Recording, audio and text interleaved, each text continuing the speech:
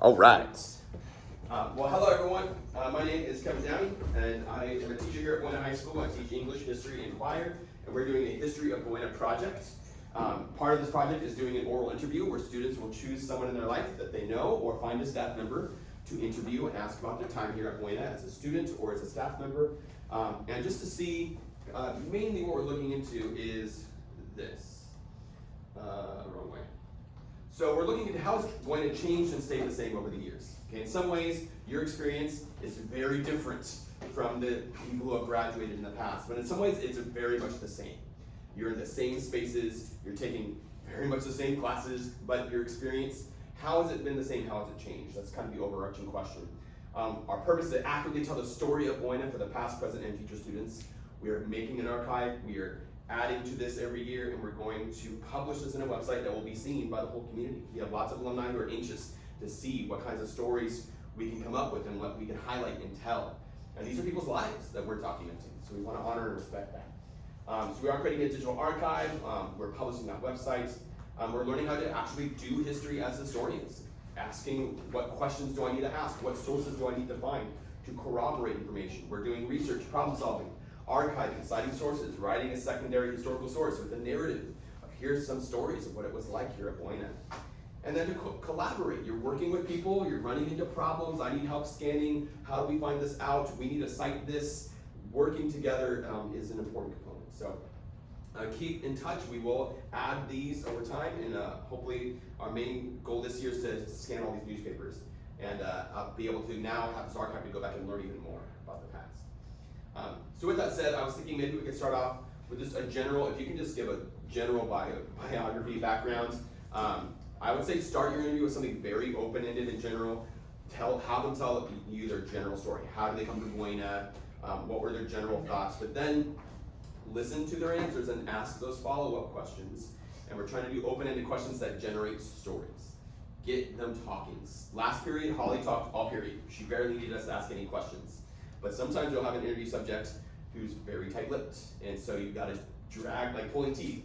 How can I get them to talk? And so pay attention to the subject and what kind of person they are. I imagine Mr. Levin is very comfortable talking, but I also want you to ask the questions you're most interested in, okay? So in general, Mr. Levin was a student from 1994 to 1998. He was one of the members of the Wall of Fame, which was one of the cream of the crop of the senior class. Came back and has been teaching here in various forms since 2004. So multiple different experiences, perspectives, and definitely can talk about the changes and the similarities. So thanks for coming, we really appreciate you. And if you can just tell us just in general, your biography, how you got here, and your time at Buena. Yeah, for sure. Morning, guys. And that's a super muted response. Yeah. Decaffeinated, I don't speak yet. So obviously, I'm the teacher librarian at Buena High School, and prior to being a staff member here, once upon a time I actually was a real human being, and I was a little kid.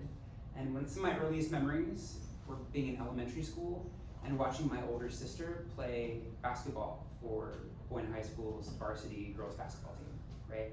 So I remember being like a little munchkin, marching down the street. We used to live over on Aurora Drive, you know, walking up over here, watching my sister play in the gym for Coach Joe Vaughn, who the gym is now named after. And so early on, I remember like Buena High School was in my blood, right? And so when I turned, 14 years old or 15 or whatever it was, and was ready to go off to high school, it was kind of a no-brainer. I lived down the street from Buena at that point, so obviously I was going to come here. My sister went here.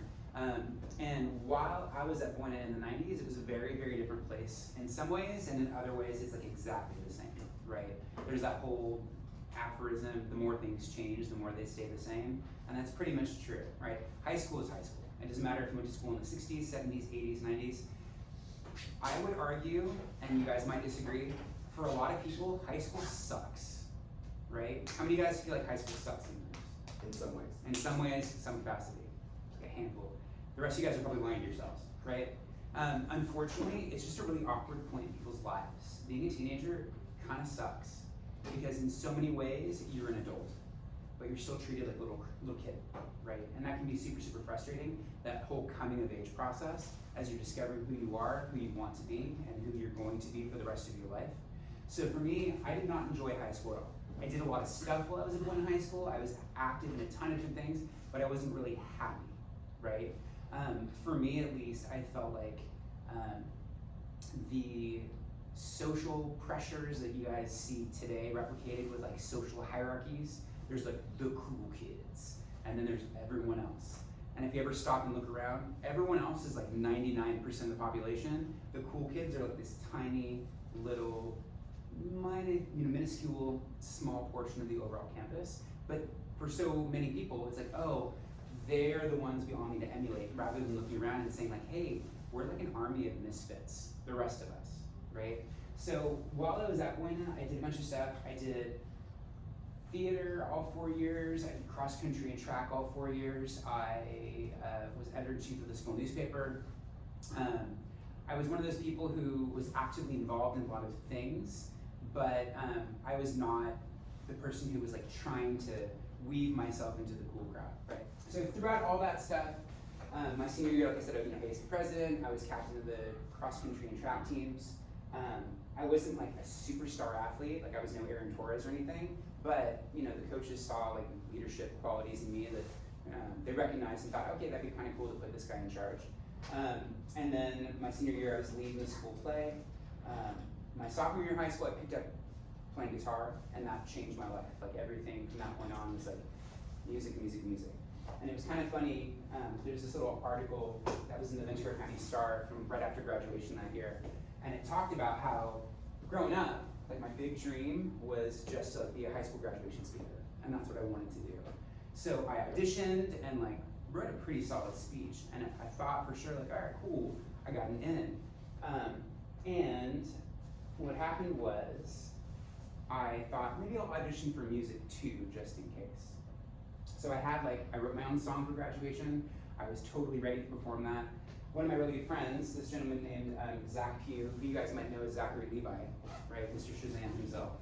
So Zach said, hey, do you want to do a song together at graduation? I'm like, yeah, I'll audition with you. So we picked, what at that point was a brand new song by the band Green Day called Time of Your Life, which is this cool little acoustic number. So Zach was gonna sing, I was gonna play guitar, and it was kind of like my backup plan, because I was like, oh, well, I'm gonna be graduation speaker, obviously. So I did not get graduation speaker. So my whole little lifelong dream, squashed. But I ended up playing guitar with Zach and performing at our graduation ceremony with that song. So it's kind of funny that literally 2 years before, I hadn't even played a musical instrument. And then I picked a guitar and just really hunkered down and devoted tons of time. And graduation became like this musical moment for me, as opposed to like what I thought my whole life was gonna lead up to at that point, right? And again, I know we'll talk more about it too. Some of the stuff that's changed, you'll see, at Buena, there are no valedictorians or salutatorians. The school doesn't believe in them. So even though I had like perfect, flawless GPA, got straight A's the entire time I was in high school, took a bunch of AP classes and everything else, I was not designated as valedictorian because we didn't believe in valedictorians. And that's a dramatic change from now, where like it's so down to like the percentage point of the 0.001 that makes the difference between valedictorian and salutatorian. So that alone, the hyper-competitive aspect with academics, wasn't kind of as crazy in the 1990s, but for whatever reason now, that's become a really big deal. And you guys know it's kind of been a debacle the last couple of years, where the valedictorian has been guaranteed a speaking spot at graduation. For me, that would have been like literally everything I was like brought up. I'm gonna speak at graduation, be valedictorian. And that wasn't the way things were in the 1990s. And as we've seen over the last couple of years, just because you're a great student doesn't guarantee you're gonna be a great speaker. So this year we're changing it, and so it's going back to how it used to be. It doesn't matter if you're valedictorian or salutatorian, everyone has to audition, right? And again, these are small changes on campus when you think of like all the stuff that's happened societally, but just kind of a funny little anecdote. So after I finished my straight A run at Buena, I went to UC Berkeley. I was there for 3 years, and even though usually college takes 4 years, I like just loaded up on units. And so I took tons of extra classes. The average, if you want to graduate in 4 years at a semester-based university, it's 15 units a semester. I was taking up to like 21 units a semester, right? which is like almost like 1.5 full-time loads because I was just so concerned about finishing up early. So I graduated from undergrad at UC Berkeley in 3 years. I went straight to Stanford University. I got my first master's degree, my teaching credential, and then, that was 2001, 2002. I came back home to, Ventura. I got a job teaching at Channel Islands High School in Oxnard. I taught there for 2 years. And after being there for a couple years, I was thinking to myself, I don't know if I'm cut out to be a teacher because I'm not really enjoying it. I'm not really enjoying the environment at Channel Islands High School. And for me, because Buena is kind of a cool, mellow place for the most part, the first time at Channel Islands, I saw a student arrested on campus. I was totally in shock. Like, oh my God, students being let out in handcuffs by the police. This is so different. And then at a certain point during my second year, it was that kind of weird deja vu moment where I saw another student and another student and another student getting arrested, and it stopped being a shock to me. And I thought, this is not a healthy working environment when you're no longer shocked by the fact that students are being arrested on campus for whatever crime they may have committed that was so egregious they had to be let off in handcuffs. So at that point I thought either I need to leave teaching entirely or try a different, school setting. And miraculously, one of my former English teachers was like, hey, I'm gonna take a job elsewhere. Do you think you'd be interested in coming to Buena? And I thought, that could be kind of cool. So I applied for the job, I got it, started teaching here in 2004, and 2004, 2005 was my first year, had a great experience. 2005, 2006, I was teacher of the year. So it's kind of funny to go from I don't know if I want to be a teacher to teacher of the year within 2 years, right? And I continued teaching until 2010 as an English teacher, which was the year my older daughter was born. Once again, got my second teacher of the year award that year. And then that year I was thinking, man, I got a kid coming, I need to change how I'm living my life because teaching is crazy demanding, it's so stressful. And I don't know, if you had a ballpark estimate, how many hours do you think a week do you work, Mr. Downing? Well, I'm trying to be better about that, but an average work week would be 40 hours, right? In a general position. Any other job. Any other job. Right. If you count all the extra things I do on top of that, it's closer to on a good week, it's probably closer to 60 hours. It can get up to 70, 75 sometimes when it's the busy times of the year. Right. We're working on the weekends, we're planning, we're grading, we're doing other things that we have to do our jobs. We just went to a choir festival last week. That took planning, paperwork, organizing, and then I help run the website and updating that, and then planning projects like this. It takes a lot of time, and I'm working on the school musical as well, and so I'm losing Saturdays with my son because I've got to be here working on the musical, and I love that aspect, but that is a sacrifice. There's a lot of teachers, especially if you take on extracurricular activities. How do you maintain those family relationships? And then just the mere act of grading essays, all those essays that I assign you and make you do all the time. Right. They build up. And I was the exact same way, Mr. Downing. So I was teaching, several periods of AP English. So I was grading hundreds and hundreds, literally thousands of essays over the course of the years that I was teaching here. And so when my daughter was born, I thought something's got to change because God bless Mr. Downing, that's amazing. I had a very different experience growing up, and I realized there's a limited number of hours in the day. And I wanted to not devote 75, 80 hours a week to Buena High School if it meant spending less time with my children. And it's a hard balancing act, and there's no right answer. But in the world, you can either be super teacher or super parent, but you can't be flawless at both of them simultaneously. It's so hard. That balancing act is nearly impossible. So I'm working on getting more towards the parent aspect now, and so I'm actually doing a lot less hours than I used to. But still a lot. But yeah, it's definitely a lot. So one of the things I hope you gain from this is thinking about just are there any life lessons in general, and understanding that you can find lots of different ways to get involved in a school, and to find your passion, and to try something out, right? And to see if you like it or if you don't like it. But think about what are your options, and you never know what might end up panning out in your future, right? You have your plan of being a graduation speaker, but then something else might happen. And so if you hadn't picked up guitar as a sophomore year, then you won't know where you're gonna be. And I think it's just important for any teenager to think about. You don't know where you might end up. You don't know if that person you cut off on the way to school ends up being the person who's going to interview you for the job that you want. Yeah. So you always think about your reputation and like what kind of options do I want to keep open for myself. So another funny anecdote. You guys remember Blockbuster way back in the day? So prior to the days of streaming where everything was archived digitally, we can like stream at the touch of a finger, you know. So prior to Netflix, prior to Hulu, prior to HBO Max, whatever it was, you had to actually walk into a physical store and rent DVDs or VHS cassette tapes, right? I know that seems so foreign and crazy and old-fashioned. It's like, back in the old days, in the 1990s, we had to rent movies, right? So my first job, big job in high school, was actually working at the local version of a Blockbuster. It was Video Time was the name of the business, over in Kimball. And literally, I was like, I'm gonna be a high school English teacher. When in my life am I ever gonna need to like check things out and check them back in and like do inventories? Like, I'm not gonna be doing that. And then in 2010, when my daughter was born, the librarian who was retiring that year was like, hey, have you ever thought about being a librarian? And I said, no, I had never thought about being a librarian. But then I kind of stewed on it for a few months and realized, you know what, this might be a good opportunity to focus more on family and not spend 75, 80 hours a week doing grading essays and other English-related stuff. So I went in for my job interview, and guess what? Working at a video store was a little bit like working in a library, so it actually worked in my favor. Something I thought was never going to pay off actually ended up being beneficial. And then the other cool part about working at that video store, there was a really, really cute girl who went to Ventura High, who I'd never seen before in my entire life. And you know, I got to work with her over the course of the year. We became, you know, friends. And then I, you know, asked her to prom that year, and then flash forward a few years, and that's my wife.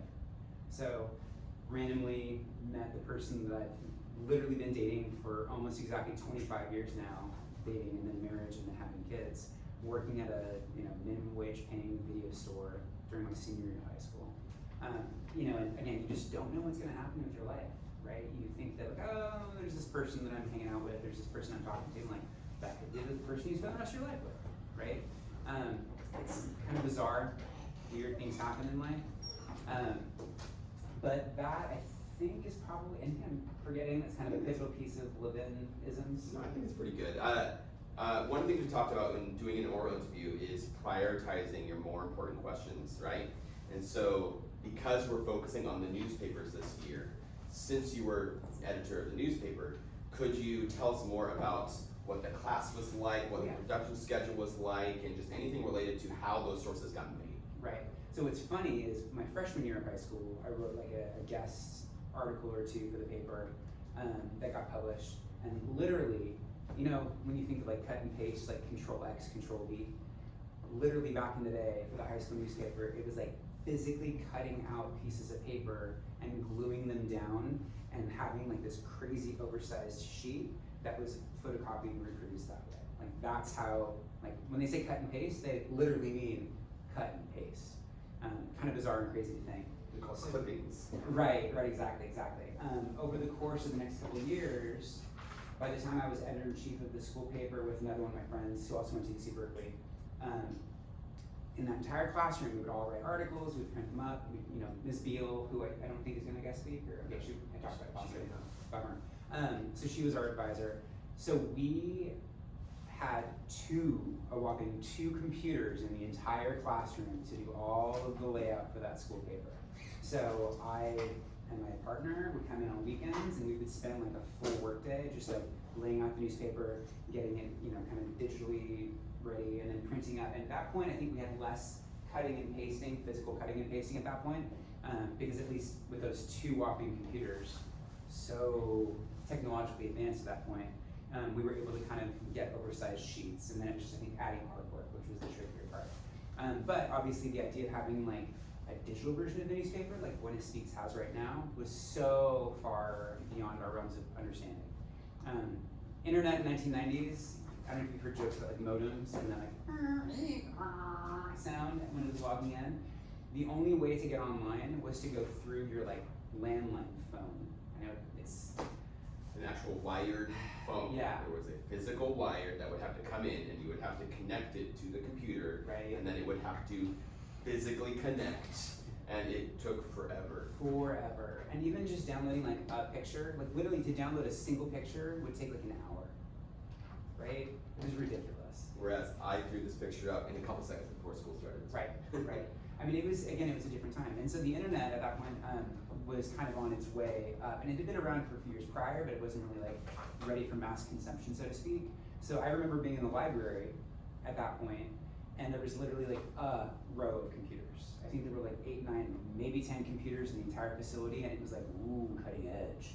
And now you go in, and there's like 47 computers. And they're a million times faster than they were back in like the 1990s, but you know, you guys have that, oh, it's so slow, my Wi-Fi connection's much better at home, right? And it's just weird how technology advances, you know? I think that the internet taking over everything as we know it was a dramatic, radical transformation, not just in like high school life, but in the world in general, because we weren't trapped to computer screens all day long, because if you wanted to do anything online, it took so freaking long, right? The idea of like Instagram or TikTok or YouTube or anything like that was so far removed from our experience that we couldn't really, even if we wanted to, spend a lot of time online because it wasn't really available. And over the next decade, everything changed like crazy quickly and crazy dramatically. But up until that point, you know, you guys as high school kids get stereotyped. You're always on your phone. You're always in front of a screen. Too much screen time. And in some ways, like that's not just high school. That's like all adults everywhere, right? They did some studies saying that like the big tipping point for most everyone. So the iPhone I think came out in 2007, maybe 2008. So it was the very, very first smartphone that was like ready for mass consumption. I got my first one in 2009, like about a year before my daughter was born. I think 2010 or 2011 was the tipping point, where it went from like a very small number of people having smartphones to like everyone having smartphones. And that created a huge dramatic shift in the way that like people interact with each other, but also very frequently like high school students in particular, right? I don't judge how many hours you spend on your phone. My generation growing up, the big concern is that it wasn't like, oh, you're gonna spend all your time on your phone. It was like lazy people sitting in front of a television all day. Or video games. Or video games. Those were the two big threats that were gonna consume all our time. Like, oh, you're just gonna sit on the couch and just watch hours of television. You're not gonna do anything. And then television has been replaced with like cell phones. So when adults are criticizing you and they're like, oh, you're always on your phone, you're always on your phone. It's like, I would love to have seen them when they were in high school and how many hours they spent in front of a television set. Because I guarantee it was probably pretty similar, right? Or like comic books or like whatever, anything that was deemed like wasteful Right. of your time. And Right. so I see both points. We need downtime, but there's Absolutely. culture. There's a Absolutely. way where we can now, I can talk with my friends about this show or this music that we're listening to, and that is meaningful and powerful and important in our lives. But also I think we need to think about opportunity cost of like, how much time am I spending on this thing and what's the benefit? And, but from your perspective, and then hopefully we can transition to some of your questions next. How do you think the social life has changed from when you were a student to now seeing it as a teacher? So one of the big things, which makes me very, very happy, is how much more inclusive like Buena High School specifically is. So in the 1990s, one of my really good friends, her name was Nicole, she was the first like out person I'd ever met in my entire life. Like she was a very proud lesbian. She was like one of the only people I'd ever met who was like, yeah, I am who I am and I'm damn proud of it. She used to get spit on in the halls, people would like throw crap at her. They were like not very kind about it. People were super, super judgy. She couldn't go to a dance with like a female, you know, girlfriend, friend if she wanted to. The school was very, very like old fashioned in that regard. And so I remember thinking like, for me, as like a straight white cisgendered male, right, I have a very like limited scope. And so that was a very eye-opening experience for me because I saw how my best friend was being treated at that point. And it was like, this is not cool. This is not cool by any means whatsoever, right? Fast forward to like 2004, my first year at Buena, it was like an election year. And so we were talking about like politics, right? And I remember I would have my students like line up on one side of the room or the other side of the room depending on their political perspectives. And I remember asking the question like gay marriage, okay? How many of you guys think that gay marriage should be legalized, and how many of you think it should be, not legalized? And I kid you not, like 75, 80% of the classroom was like, no, it should not be legalized, and there was a very small contingent who were like, yes, it should be legalized, okay? And then as time went on, and this is I think one of the beautiful parts of the internet, people start to see more stories and more lives and understand like, oh, it doesn't matter what kind of life you're living, there's someone else who has a similar story to you. And that's a really reassuring kind of thing, because you don't feel like you're alone, like you're the only person going through this experience, because lots of other people have too, right? So I went from like seeing this, and I know we're not supposed to share our personal political beliefs. I'm of the opinion, love is love, right? And as far as I'm concerned, like gay marriage is just marriage. You love the person you love, you marry the person you love, the end, there are no qualms about it. Or at the very least, you decide for Correct. yourself Correct. what love is, Exactly. and you live your life according to that. Right. And hopefully we live in a country where you can be free to make your own personal decisions. And so there are lots of people out there that maybe I wouldn't make that choice. Correct. Right? Right. And so you have the freedom to make your choices, and hopefully we allow people the freedom to make their choices as long as it's not harming anyone else. Right. That's where it can get a little sticky, is some people think it is harmful for other people to do certain things and believe certain things and Right. act certain ways.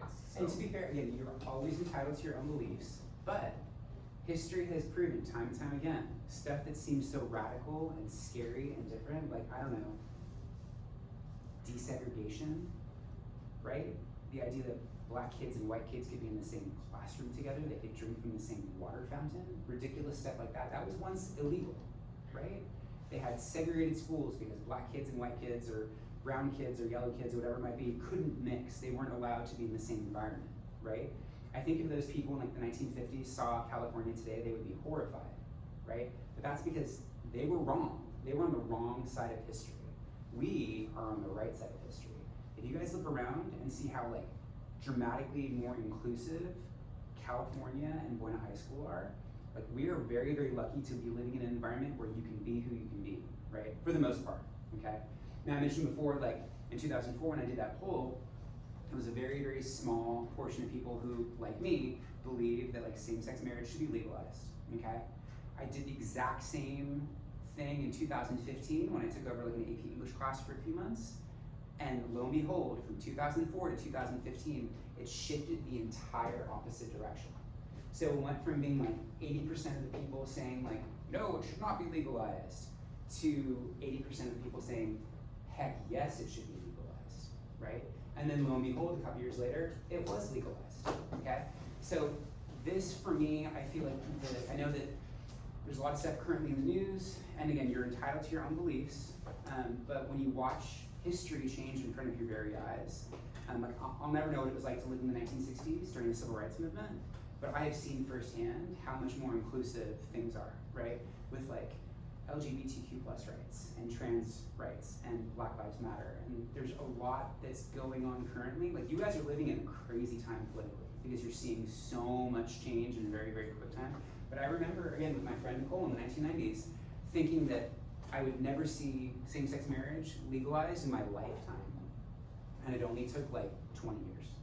You can see the power that has when people grow up and they vote, and you can make change even in your own lifetime, right? How radical change can be. And so that shows that you have the option, but not only the option, but the responsibility to make America what it should be. And in general, if you look over the entire history of the country, things have gotten better for most people. But that doesn't mean that there's not backlash. Absolutely. And so we can regress, we can take away rights, we can go backwards. But I love what you said about there's a lot of horrible things about the internet, but there's also, I can find someone who has a similar passion, I can interact with people who are different than me, but the algorithms now I think are gonna be a major issue. Absolutely. Of now, certain people are only seeing what they want to see, or they're only being shown what's gonna garner their attention, which means different people are seeing different things, and we can't agree on the same facts, and we can't agree on the same narratives.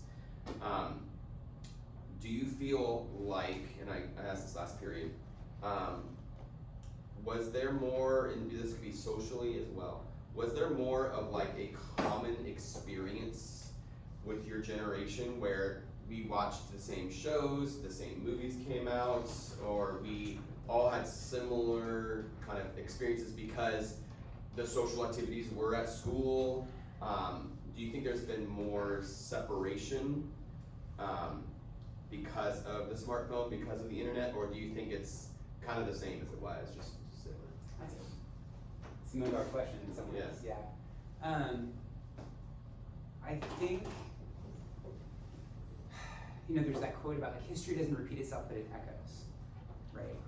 I think in many ways that it's easy to fall prey to like the idea of like the golden era or the golden myth, and you hear people, and again, I'm not expressing my political beliefs because teachers are not supposed to be, you know, espousing politics, but when you hear a phrase like "Make America Great Again," right? It's like, well, what era were you referring to? When was America great? What was the time period that you're trying to go back to, right? Because it doesn't matter what time period you're trying to go back to, it was always problematic, right? Because if you go back to the 1990s, the LGBTQ plus community was not treated equitably, was not treated fairly. If you go back to the 1960s, the 1950s, the African American community was not treated equitably, okay? You go back to like the Chinese Exclusion Act in like 1920 something. Well, it started, there were different versions of it. Like, Right. It even gets into like the 1880s, and Right. then it was Right. renewed again. Right. So, you know, I think there has been some common experiences, but a lot of the common experiences we were seeing, they weren't very representative of everyone. The common experience, if you watch the old like sitcoms from the 1990s, it's a bunch of like straight white people. Like every sitcom you can think of, it's straight white people. And if there's a person of color or someone who's, you know, not straight, identifying, like they were like the token character thrown onto the side, right? So it's kind of like revolutionary when you watch television now, because I think we're getting a more representative sampling of society. And I think in some ways, like and again, I'm not being political, but I think people who are like me, straight, white, cisgendered males, right? We're so much more used to seeing ourselves on screens, whether that was on television or in movies or in music. And now it's much more inclusive than it's ever been before, you know? My daughters, their favorite singer is Olivia Rodrigo, right? And obviously, like, you know, they're in elementary and middle school, right? Regardless of what your taste in music might be. The fact that you have a woman of color who's like huge, who might be like this generation's version of Taylor Swift, just have her and Taylor Swift side by side, right? And Taylor Swift, I think, obviously, again, you can have your own personal beliefs about politics and people and music, etc. Like, she is a force to be reckoned with. Like, you know, my generation growing up, I was trying to think who we had that was comparable to that. You know, Elvis obviously was like the 1950s, and then you had the Beatles in the 1960s. So every era kind of has its own musical person, and like our generation is basically, I think, like the Taylor Swift era in so many ways. Like she's the one who's selling out, you know, huge venues and, you know, crashing Ticketmaster and breaking the internet. And I'm thinking that Olivia Rodrigo, like a woman of color, might be like my daughter's generation version of that. And that's so fantastic, because if you look at all those people, Elvis Presley, straight white male. The Beatles, straight white males, right? So the fact that we are getting more inclusive and letting other people share their stories, regardless of what walk of life they come from, that's amazing. And that's huge progress, right? You guys hear the term like representation, right? When you watch TV, when you read books, do you see someone like you reflected in those stories? And I think we're so much better as a society now than we've ever been, even though there is that pull back into like the golden era of making something great again. Because again, for whom was it great, right? And that's a rhetorical question, getting the answer, right? And for some people, I would argue America is greater now than it's ever been, because it is more inclusive and tolerant and embracing than I think it's ever been before, even though we still have these crazy pockets of hatred in like certain sections of the country and certain beliefs. All right, let's pull from some maybe questions that you might be interested in, or what are let's practice asking questions that could open up new information that we haven't been told yet. We maybe could ask the questions to get him to tell some stories about his time in any of the activities that he did when he went to school here or as a teacher here. But what are you interested in? What are you curious about? What questions do you have? Yes? What's one of your happiest memories of Buena? My happiest memories of Buena? That's a really good question. and again, as much as I wasn't happy in high school in general, I did have some really, really cool moments to look back on. And I will say, like, being involved in the drama department was kind of fantastic. And we had like a really good batch of people and actors and actresses in my graduation year. Obviously the most notable is like Zachary Levi, like, you know, he's the only one who's made it to like super big marquee, literally superhero status, right? But what was funny is that because he was so good, it kind of forced the rest of us to up our game. And so we had this really cool, tight-knit community in the theater when I was here with a bunch of people who were like really competitive and actually pretty talented for the most part. People who've gone on to do some other smaller roles. And so some of those productions, like, you know, whether I was like the lead role or just kind of like a backing cast member, being on that main stage and performing in like musicals and plays, it was kind of a cool experience. And I will say that, you know, my first like public performance playing music was on this stage right over here for like the Buena High School talent show, my senior year of high school. And that was the first time I ever got up in front of a crowd with a guitar in front of like, you know, 800 some odd people. And for me, you know, played probably hundreds of shows since then, in bands or solo, acoustic, whatever it might be. So, but that was a really cool moment for me. It was not my big break, so to speak. My first time publicly performing in front of like that size of a crowd, which was pretty cool. And then obviously performing at graduation, and you know, I don't like dwelling on the past. I'm not one of those people who's like, oh, remember the good old days. But it's funny, I was, you know, flipping through this, and so Zach, Mr. Superstar, you know, the yearbook message he wrote me in 1998, like, Levin, I don't get it. I just don't understand it. We are absolutely the two most opposite people at this entire school, yet we're still good friends. Perhaps it's the oppositeness, cool word, huh, that keeps us together in our friendship. Who knows? All I do know is that you're one of the smartest and most talented people I know. Granted, your sanity suffers a consequence, but I love you for it. Come back to visit at VC, and I'll try to come visit you at Berkeley with all the druggies. I wish you all the best in life and hope that we remain friends through time. Your friend always, Zach. So, you know, it's kind of cool, like when you cross paths with certain people. And I was telling his sister not too long ago, like, I don't really have an interest in hanging out with Zachary Levi, but I would love to hang out with Zachary Pugh, which was, you know, his real name, because Levi's his stage name. Like, I don't really need to hear about like all the super cool movie shoots and the movie sets, but I would like to catch up with my old friend who we spent tons of time together in high school, whether, you know, just hanging out or, you know, performing in shows together, or performing at graduation together. You know, and it is kind of fun when your paths cross with certain people that maybe you'll never see again, maybe that you do see, maybe you only see them on like a movie screen, but it's kind of cool.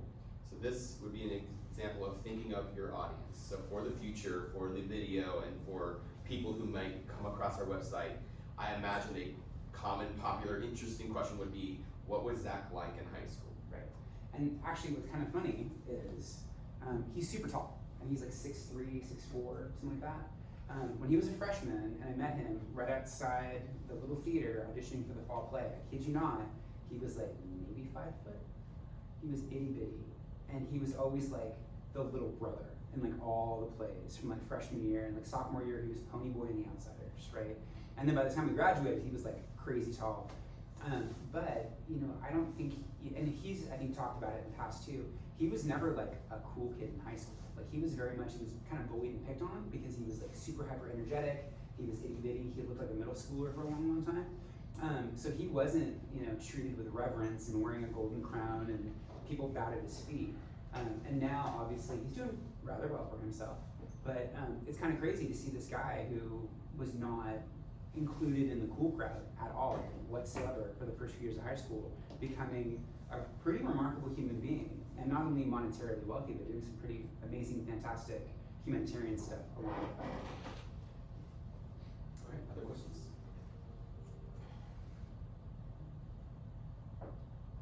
Yes. If you were like able to tell yourself something back like in college days, something that could change the course of your career, what do you think that would have been? That's a really good question.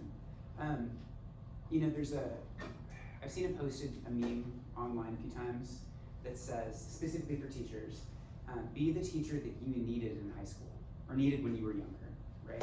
And I think for a lot of people, and I mentioned before, like I wasn't happy in high school, I was pretty miserable. If I could go back in time, whether it was to college or to high school, I would just tell myself like, it gets better. You know, it doesn't matter how crummy your life might seem right now when you're living under someone else's roof and living under their rules and having to like follow the constraints of society and constantly judging yourself for not being perfect. As you kind of come of age and get more comfortable and confident, you realize like it does get better, right? And I know it's hard kind of in the heat of the moment, whether it's like being, you know, dumped by a girlfriend or not getting into the college that you wanted, whatever it might be. It feels so overwhelming and all-encompassing, like, oh, my life is over. And you can go back in time and tell yourself, like, kid, man, life is just getting started, right? And I know that it's hard, literally, physiologically. You guys know, like, your prefrontal cortex in your brain doesn't finish developing. For girls, it's usually around 24, and for boys, around 27, which means you are literally not thinking straight until you're in your 20s. So a lot of times when teenagers make rash decisions, your brain hasn't fully finished developing yet. So it's not your fault entirely, right? But sometimes I think people make some really rash decisions when they're younger, whether that's like suicidal ideation or addiction or other kinds of things, that if they were able to realize in the long run, like things are gonna work out okay, maybe they wouldn't fall prey to some of those self-destructive habits and behaviors. So for me, like anytime I think about like going back in time, the first thing I would tell myself is that it's gonna be okay and things are gonna get better. Or that at least your present isn't going to be the same forever. Yes. It can change, and so take comfort in that it can change. Now change, to be real, I'm gonna push back a little bit, change can go any way. Absolutely. So you might forget or realize, man, I had it really nice in high school. There are a lot of really awesome things I didn't appreciate at the time. Right. And now I have to pay my bills, I have to go to school, I have a job, and it can get complicated. But it can also give you more control over your life and be more free. And so, think about the idea that, again, I keep kind of hounding this, but try and create as many options as you can for yourself so you are more free. You have more choices available, and sometimes that means you're investing now in the future. Maybe I'm not doing exactly what I would love to do today, but I'm investing in myself and my growth, and so I have more options in the future. But then realize this is your life. Yeah. This is your teenage years. This is the last chance you're gonna have to kind of try out things and maybe audition for a play or try out for the team or do something, have experiences, figure out who you are, what your passions are. That's the kind of beautiful thing about high school is you have these options to try new things and see what your passions are. One of my good friends from Berkeley, who's now like a full-time like licensed psychologist and had to go through all the crazy, schooling for that, he said, the last time we got together for coffee, he said the one thing he asks all of his patients, okay, he says, I want you to imagine yourself 2 years from now and where you want to be. And then the follow-up question is, what do you have to do to get there, right? So if, on the positive spin, you want to be a successful actor or musician or writer, what do you have to do to get there? What kinds of work do you have to do as a human being in order to like get where you want to be? On the flip side, if you're unhappy about something in your life, like I was super poor growing up, and that was like a crazy level of stress for me. Like I guarantee in the history of Buena High School, of all the valedictorians, I'm probably one of the only ones who lived in an apartment as opposed to like a house, right? And I remember being like so stressed, so miserable, and like having to work a part-time job just to pay for gas and to try to buy a cheap, crummy car, while some of my friends, like their parents were giving them everything. And if I was able to go back in time and think like, all right, well, what do I have to do to be like financially solvent and to have a job that like allows me to have a family and to have a house? I have to put in work. I have to go to school. I have to graduate. I have to like develop all these skills in order to be where I am today. And then, so again, if you find yourself in a situation where you're unhappy, what do you have to do to dig yourself out of that unhappiness, right? You were like, I think about on the verge of asking a question. Is there anything you regret not doing in high school? Okay, so I know that this is kind of counterintuitive, because I was so hardcore dedicated to school and academics. Don't tell anyone I said this.